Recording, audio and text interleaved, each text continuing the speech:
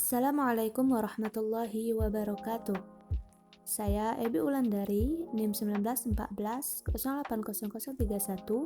dari kelas Tadris IPA Fisika B dengan dosen pengampu Bu Dr. Meliasari, SPD, MSI pada mata kuliah Biofisika. Pada video kali ini saya akan membahas mengenai fluida dalam sistem biologi. Yang pertama yaitu pengertian fluida dan konsep tekanan. Yang pertama yaitu fluida. Fluida diartikan sebagai suatu zat yang dapat mengalir. Fluida yang termasuk ke dalam fluida yaitu zat cair dan gas, sedangkan padat tidak, karena zat padat tidak dapat mengalir. Kemudian selanjutnya yaitu konsep tekanan. Konsep tekanan adalah besarnya gaya tekan yang dialami satu satuan luas. Tekanan normal adalah tekanan oleh fluida pada seluruh permukaan yang memiliki kontak langsung dengan fluida. Selanjutnya yaitu kerja jantung. Peran kerja jantung dalam konsep fluida yaitu membantu aliran darah, di mana konsep fluida dari kerja jantung merupakan zat cair. Nah, ini merupakan bentuk dari kerja jantung. Sisi kanan jantung bekerja menerima darah dengan sedikit kandungan oksigen dari pembuluh darah. Kemudian jantung sisi kanan akan memompa darah menuju paru-paru pada organ paru-paru. Kemudian darah akan mengambil oksigen dan melepaskan kandungan karbon dioksida yang dimilikinya. Kemudian dengan begitu darah memiliki kandungan oksigen yang cukup untuk selanjutnya dialirkan ke seluruh tubuh. Selanjutnya yaitu prinsip fluida pada aliran darah manusia. Ini merupakan bentuk dari proses aliran darah manusia. Aliran darah sebagai fluida statis yaitu fluida sedang dalam keadaan setimbang dan tekanan normal bekerja dengan ke segala arah sama besar. Kemudian aliran darah sebagai fluida dinamis yaitu fluida sedang dalam keadaan diam dan darah berada dalam lingkup hukum Bernoulli dan kontinuitas. Adapun persamaan atau bunyi hukum Bernoulli yaitu persamaan ini menjelaskan berbagai hal yang berkaitan dengan kecepatan fluida, tinggi permukaan fluida, dan tekanannya. Selanjutnya, prinsip fluida pada paru-paru. Gerakan pernapasan menyebabkan perubahan volume toraks di dada dan perubahan tekanan gas dalam rongga yang mengakibatkan udara mengalir ke dalam atau keluar rongga dada. Pada prinsip fluida pada paru-paru yaitu hukum Boyle. Tekanan gas dalam ruang tertutup berbanding terbalik dengan volumenya. Bila volume makin besar, maka tekanan makin kecil dan begitu juga sebaliknya. Kemudian selanjutnya yaitu fluida pada alat-alat kesehatan. Nah, fluida pada alat-alat kesehatan yaitu tensimeter atau yang lebih tepatnya disebut sigmanometer, merupakan alat yang digunakan untuk mengukur tekanan darah. Tensimeter ada 3 jenis yaitu tensimeter digital, otomatis, tensimeter aneroid, dan tensimeter merkuri. Kemudian selanjutnya ada manometer. Manometer adalah alat pengukur tekanan yang menggunakan tinggi kolom atau tabung yang berisi liquid statik untuk menentukan tekanan. Selanjutnya yaitu penerapan prinsip fluida pada burung. Pada prinsip fluida pada burung ada yaitu prinsip Bernoulli. Bagaimanakah burung bisa terbang? Agar sebuah benda bisa terbang, tekanan udara yang berada di atas permukaan benda tersebut harus lebih kecil daripada bagian bawah.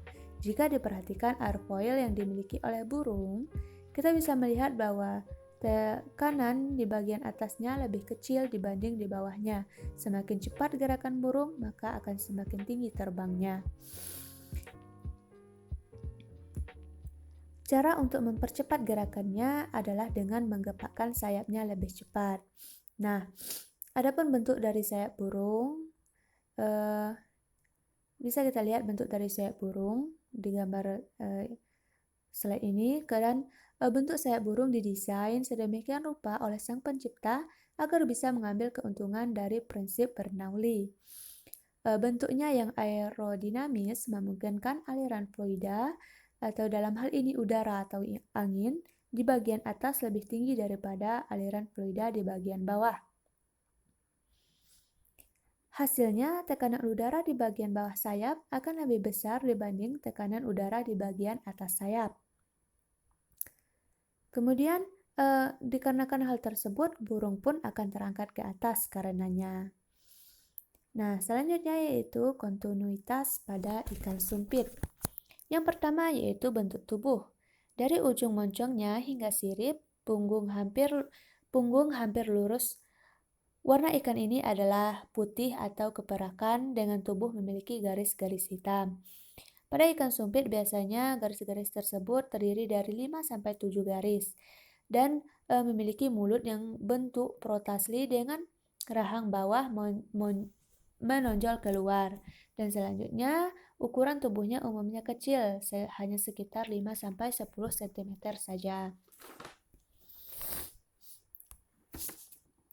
Kemudian selanjutnya yaitu habitat. Ikan sumpit sering ditemukan di Asia Tenggara, dari India ke Filipina, Indonesia hingga Papua Nugini.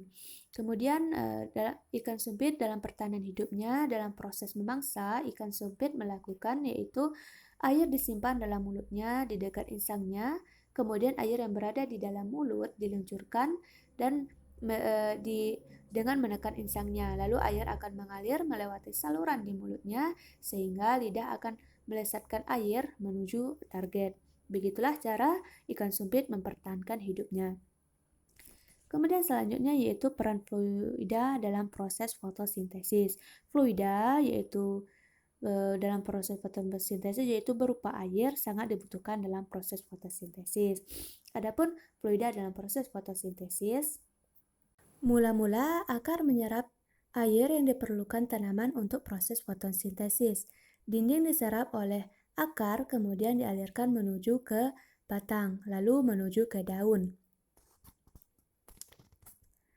Pada daun terdapat zat hijau atau yang dinamakan klorofil yang berfungsi untuk menyerap cahaya matahari.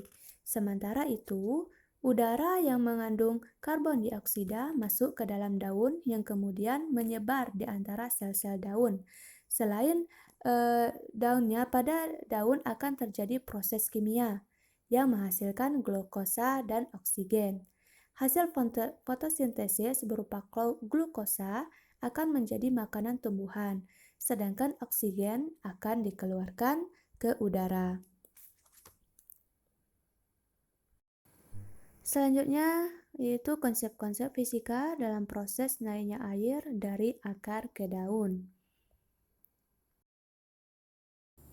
Tahap pertama proses pengangkutan air ini dimulai dari diserapnya air dari dalam tanah oleh rambut-rambut akar untuk kemudian masuk ke bagian sel-sel epidermis dengan cara osmosis. Berikutnya, air akan melewati lapisan korteks kemudian menuju endodermis dan perisikal. Air masuk ke dalam jaringan silam yang berada di bagian tengah akar, kemudian diangkut ke atas melalui silem batang, menuju daun melalui silem daun untuk diolah sebagai bahan baku fotosintesis. Naiknya air dari akar ke daun disebabkan karena adanya daya kapilaritas pada batang, sehingga air dapat dengan mudah terangkut ke bagian tumbuhan lain yang posisinya lebih tinggi dari akar dan bahkan ke bagian tubuh tumbuhan lainnya. Pada dasarnya, mekanisme pengangkutan air dari akar menuju daun terbagi menjadi dua cara, antara lain yang pertama mekanisme intravaskuler, merupakan mekanisme pengangkutan air dari akar menuju daun yang dilakukan pada bagian luar berkas pengangkut. Pengangkutan ini terbagi menjadi dua, yakni alpoplas. Pengangkutan alpoplas terjadi ketika air masuk secara difusi bebas atau transport pasif ke dinding sel ke ruang antara sel yang berada di dalam akar. Dalam hal ini, air yang telah masuk tidak bisa masuk ke jaringan silam, sebab air terhalang oleh lapisan endodermis akar yang nantinya pada lapisan endodermis air masuk secara osmosis. Selanjutnya, mekanisme intravaskuler.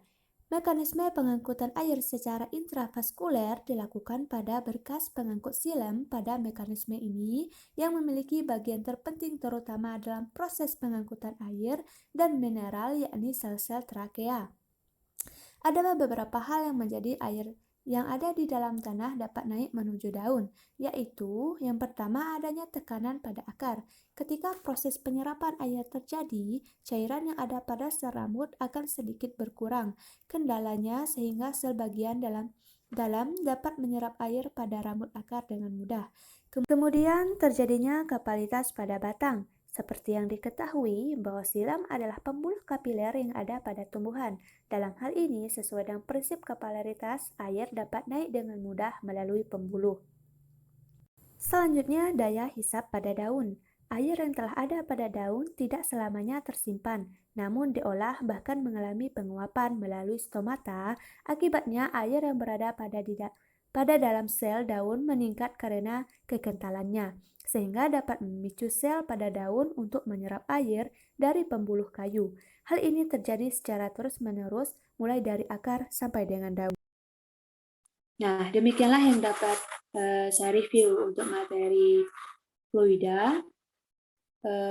Terima kasih. Wassalamualaikum warahmatullahi wabarakatuh.